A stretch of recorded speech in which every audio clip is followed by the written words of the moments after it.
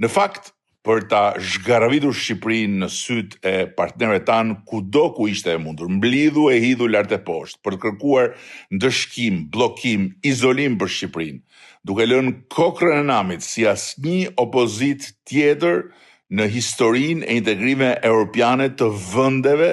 që sot janë pjesë e Bashkimit Evropian apo synojnë të bashkohen me të. Thanë se rruga europiane ishte bllokuar, thanë se Shqipëria ishte më në fund dëshkuar, thanë se qeveria jon ishte krejt e izoluar.